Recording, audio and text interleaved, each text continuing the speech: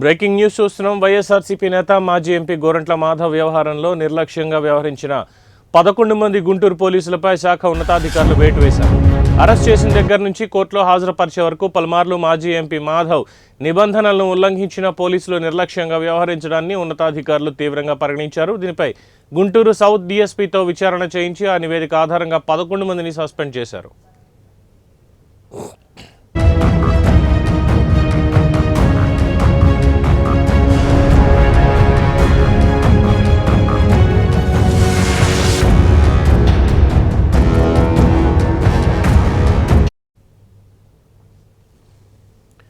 ఇక పోలీస్ సిబ్బందిపై దాడికి పాల్పడిన కేసులో నిందితుడు వైఎస్ఆర్సీపీ మాజీ ఎంపీ గోరంట్ల మాధవ్ను గుంటూరు కోర్టులో హాజరుపరిచే సమయంలో పోలీసులు వ్యవహరించిన తీరుపై ఉన్నతాధికారులు సీరియస్ అయ్యారు. దీనిపై విచారణకి గుంటూరు సౌత్ డీఎస్పీ భానోదయ్ను నియమించారు. మాధవ్ను జీజీహెచ్లో వైద్య పరీక్షలకు తీసుకెళ్లినప్పుడు అక్కడ ఆయన ఫోన్లో మాట్లాడిన బందోబస్తు సిబ్బంది అడ్డు చెప్పలేదు. మీడియా ముందు ప్రవేశపెట్టే ముందు ముసుగు వేసుకోవడానికి నిరాకరించి తనకే ముసుగు వేస్తారా అంటూ పోలీసులపై గోరంట్ల మాధవ్ కన్నెర చేశారు. అయినా పోలీసులు ఎటువంటి చర్యలు తీసుకోలేదు.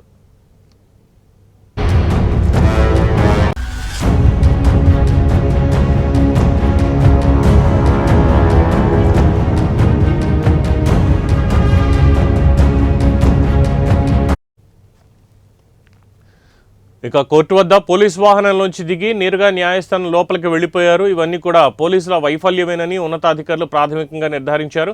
ఈ క్రమంలో ఆ రోజు బందోబస్తు విధుల్లో ఉన్న సిఐ, ఎస్ఐలు, సిబ్బంది నుంచి డీఎస్పీ భానోదయ వాంగ్మూలాలు నమోదు చేశారు.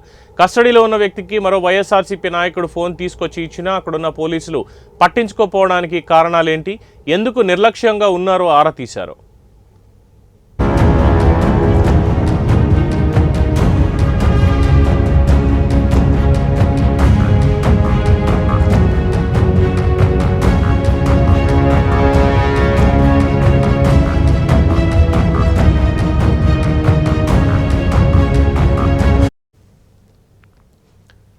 ఇక మాజీ ఎంపీని నల్లపాడు స్టేషన్ నుంచి జీజీహెచ్కు వైద్య పరీక్షలకు తీసుకెళ్లి అక్కడ నుంచి ఎస్పీ కార్యాలయానికి తర్వాత కోర్టుకు తరలించే వరకు బందోబస్తు విధుల్లో ఉన్న సిఐ, ఎస్ఐ, ఇతర సిబ్బందిని డీఎస్పీ భానోదయ్ విచారించారు. ఈ నివేదిక ఆధారంగా 11 మంది పోలీసు సిబ్బందిపై గుంటూరు రేంజ్ ఐజీ వేటు వేశారు. గోరంట్ల మాధవ్ అరెస్టులో నిర్లక్ష్యంగా ఉన్న 11 మంది పోలీసు అధికారులని సస్పెండ్ చేస్తూ ఉత్తర్వులు ఇచ్చారు. సస్పెన్షన్కి గురైన వారిలో ఒక సిఐ, 2 ఎస్ఐలు, 2 ఏఎస్ఐలు ఉన్నారు. అదేవిధంగా మరో హెడ్ కానిస్టేబుల్తో పాటు మొత్తం 5 కానిస్టేబుల్ని సస్పెండ్ చేస్తూ ఉత్తర్వులు జారీ చేశారు. స్పెషల్ బ్రాంచ్ డీఎస్పీ సీతారామయ్యను దీనికి బాధ్యుడిగా చేస్తూ బదిలీ కూడా చేయడం జరిగింది.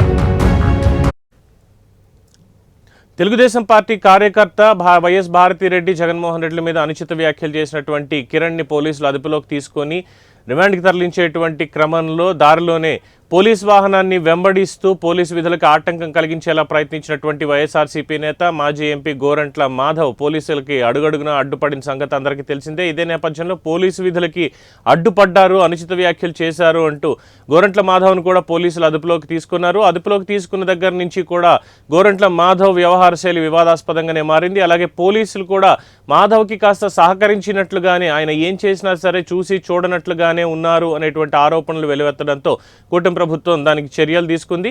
సత్వరమే దానికి సంబంధించినటువంటి విచారణకి ఆదేశించింది. సమగ్ర దర్యాప్తు చేసి ఏం జరిగిందో చెప్పాలి అంటూ కూడా ఒక అధికారిని నియమించింది.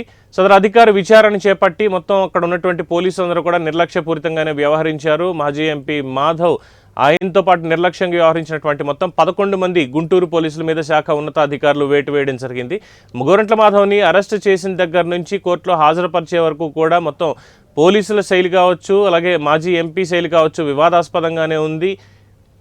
ఎంత చెప్పినా కూడా పోలీసులు ఇంకా వైఎస్ఆర్సీపీకి అనుకూలంగానే పనిచేస్తున్నారు, వాళ్ళు ఏం చేసినా సరే చూసి చూడకుండానే ఉంటున్నారు అనేటువంటి ఆరోపణలు వెల్లువెత్తుతున్నటువంటి నేపథ్యంలో ఇప్పుడు గుంటూరు పోలీసుల తీరు చాలా ఆశ్చర్యం కలిగిస్తోంది అంటున్నారు. అలాగే గుంటూరు కోర్టులో హాజరుపరచడానికి గోరంట్ల మాధవ్ని తీసుకువెళ్లే సమయంలో పోలీసులు కూడా చాలా అనుచితంగానే వ్యవహరించారు, చట్టాన్ని మీరి వాళ్ళు వ్యవహరించారు అన్నటువంటి ఆరోపణలు కూడా వచ్చాయి. ఉన్నతాధికారులు దీని మీద సీరియస్ అయ్యారు. గుంటూరు సౌత్ డీఎస్పీ భానోదయ్ను దీనికి విచారణ అధికారిగా నియమించి మాధవ్ని జీజీహెచ్లో వైద్య పరీక్షలకు తీసుకెళ్లినప్పుడు అక్కడ ఆయన ఫోన్లో మాట్లాడిన ఎందుకు బందోబస్తు సిబ్బంది అడ్డు చెప్పలేదు, అలాగే మీడియా ముందు ప్రవేశపెట్టే ముందు ముసుగు వేసుకోవడానికి నిరాకరించినటువంటి గోరంట్ల మాధవ్ను ఎందుకు అడ్డుకోలేదు, అలాగే పోలీసుల నైతికతనే ప్రశ్నిస్తూ తనకే ముసుగు వేస్తారంటూ పోలీసుల మీద కన్నెర చేసినప్పుడు కూడా ఎందుకని పోలీసులు నోరు మెదపలేదు, అలాగే కోర్టు వద్ద పోలీసు వాహనంలో నుంచి దిగి నేరుగా న్యాయస్థానంలోకి వెళ్ళిపోయినా అక్కడి నుంచి మళ్ళీ తిరిగి తీసుకొచ్చేటప్పుడు నిర్లక్ష్యంగా వ్యవహరించిన ఒక వైఎస్ఆర్సీపీ నేత తీసుకొచ్చి ఇచ్చినటువంటి ఫోన్లో సంభాషణలు నడిపిన వీటన్నిటినీ చూసి చూడకుండా ఎందుకు వదిలేశారు అన్న దాని మీదే డీఎస్పీ భానోదయ వాంగ్మూలాలు నమోదు చేశారు. కస్టడీలో ఉన్న వ్యక్తికి మరొక వ్యక్తి ఏ విధంగా ఫోన్ తీసుకొచ్చిస్తాడో అప్పుడు పోలీసులు ఎందుకు పట్టించుకోలేదు అన్నదానికి కారణాలేంటి అంటూ ఎందుకు నిర్లక్ష్యంగా ఉన్నారు అన్న దాని మీద కూడా ఆరా తీయడం జరిగింది. అలాగే గోరంట్ల మాధవ్ని నల్లపాడు స్టేషన్ నుంచి జీజీహెచ్కి వైద్య పరీక్షలకు తీసుకెళ్లి అక్కడి నుంచి ఎస్పీ కార్యాలయానికి తర్వాత కోర్టుకి తరలించే వరకు బందోబస్తు విధిలో ఉన్నటువంటి సిఐ, ఎస్ఐ, ఇతర సిబ్బందిని డీఎస్పీ భానోదయ్ విచారించడం జరిగింది. మొత్తం ఈ నివేదిక ఆధారంగా 11 మంది పోలీస్ సిబ్బంది మీద గుంటూరు రేంజ్ ఐజీ వేటు వేశారు. గోరంట్ల మాధవ్ అరెస్టులో నిర్లక్ష్యంగా ఉన్న 11 మంది పోలీసుల అధికారులని సస్పెండ్ చేస్తూ ఉత్తర్వులు ఇచ్చారు. సస్పెన్షన్కి గురైన వారిలో ఒక సిఐ, 2 ఎస్ఐలు, 2 ఏఎస్ఐలు, అదేవిధంగా ఒక హెడ్ కానిస్టేబుల్తో పాటు 6 కానిస్టేబుల్ని సస్పెండ్ చేస్తూ ఉత్తర్వులు జారీ చేశారు. స్పెషల్ బ్రాంచ్ డీఎస్పీ దీనికి బాధ్యుడిగా చేస్తూ సీతారామయ్యని బదిలీ చేశారు.